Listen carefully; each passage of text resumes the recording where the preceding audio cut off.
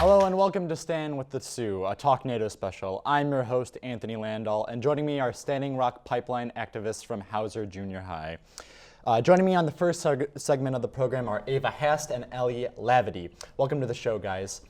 Ava, let's start with you. Could you please summarize the background of the Dakota Access Pipeline? Sure, I'd love to. So first of all, like you said, we're students from Hauser Junior High who are here to describe our opposition to the construction of the Dakota Access Pipeline. We want to spread awareness in the community about the negative impact this pipeline could have. In North Dakota, the government assigned the job of building the pipeline to Energy Transfer Partners and the Army Corps of Engineers.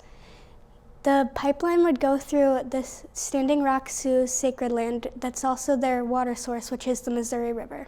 So Ava, when did this whole struggle begin? Surprisingly, the struggle began April of last year. We are opposing this pipeline because one, it could burst and pollute the tribe's water source, and two, it would go through their sacred land and hurt their religion. Now, Ellie, can you please tell us about the Standing Rock Sioux Tribe? Sure. The Standing Rock Reservation is situated in North and South Dakota. Their ancestors have been living on the land for thousands of years, and they value the land and the water source in the reservation. So why are the Standing Rock Sioux so against the pipeline being built? Well, they feel if the pipeline is built, it could burst and pollute the water source, and it could ruin the land that has many religious burial sites. Well, when we return, we'll be joined by two more Hauser Junior High students to discuss the history of the pipelines in North America. We'll be right back. Hello and welcome back to Stand with the Sioux. Joining me right now is Christian Perez and Tom Dixon. Welcome to the show, gentlemen. Christian, let's start with you. Tell me a little bit about the history of the pipeline in North America. Yes, I'd love to. Well, there are 2.5 million miles of pipeline in the U.S., and they are carrying hazardous materials in them. This interferes with the people's drinking water because if they get this in their body, they can become sick and possibly even die. This also affects our friends that live in the water, like fish. This can mutate the fish, and sadly our livestock will most likely go down. Tom, can you tell me anything about the recent pipeline spills? Yes, based on the data from the U.S. Department of Transportation, pipeline spills have gone up 28.6% since 2015. And there have been 3,026 pipeline spills since 2006, and 220 of them have been declared significant. And this is really harmful for our environment because if the Dakota Access Pipeline is built, old pipes tend to leak, and it could cause, like Christian said, it could cause harm to the animals and fish. And if we eat the mutated fish, it'll cause harm to the humans too. And a pipeline spill is declared significant if it causes serious harm or injury, and these can cost up to $50,000. Well, thank you for the great information, gentlemen. When we return, we will discuss religious freedom and water safety. We'll be right back.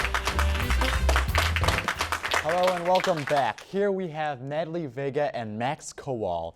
Let's start with you, Natalie. Does this pipeline violate the Constitution?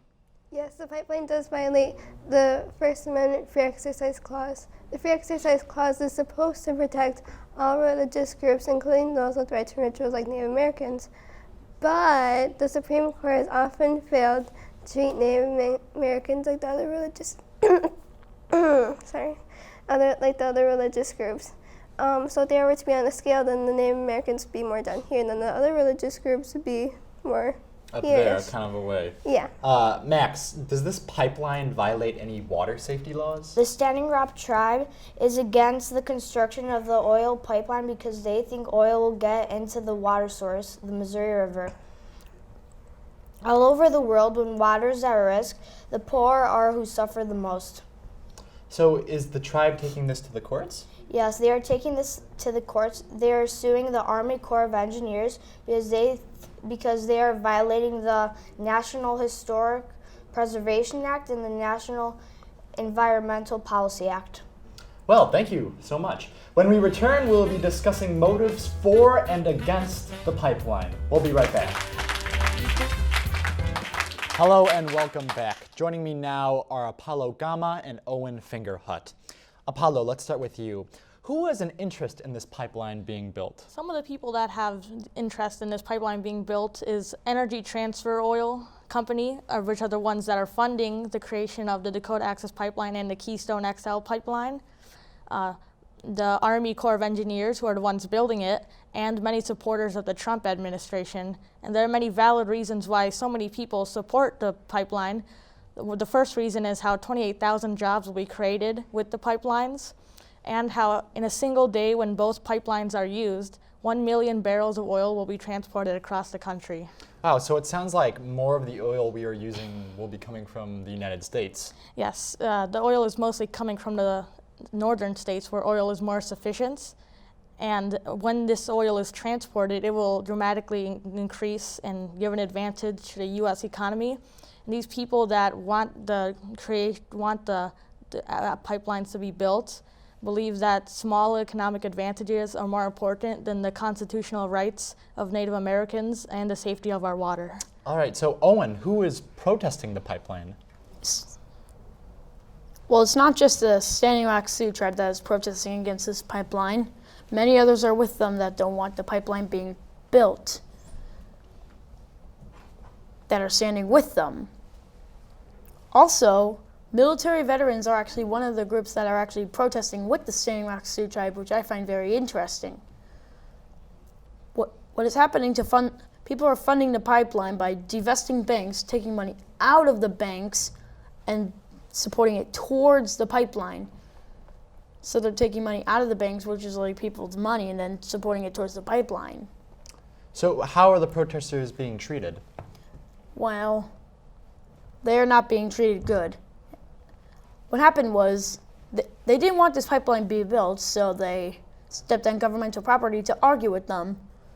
What happened was they were blasted with water cannons in freezing weather, pelted with rubber bullets, sprayed with tear gas, and hit with concussion grenades. So basically, bad would probably be an understatement, but Well, thank you for the focus. We'll return and we'll discuss the current situation of the pipeline here on Stand with the Sioux. We'll be right back. Welcome to the final segment of the program. Joining me now is Aidan McKeefe and Luciano Curiel. Welcome to the program, guys.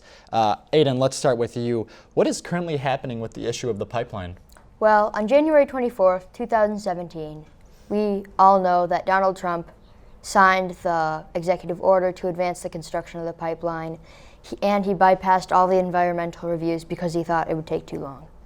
And now he's trying to evade the Standing Rock Sioux Tribe's water and sacred land.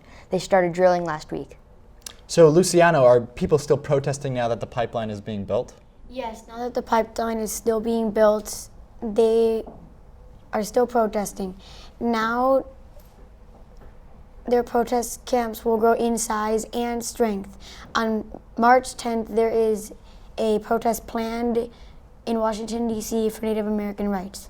So Aidan, what is the future of this pipeline fight? Well, many say that we should start using better energy sources other than crude oil because it threatens the environment. Once the pipeline's finished, it will be 1,134 miles long, and it will go through 4 states, including North Dakota, South Dakota, Iowa, and Illinois.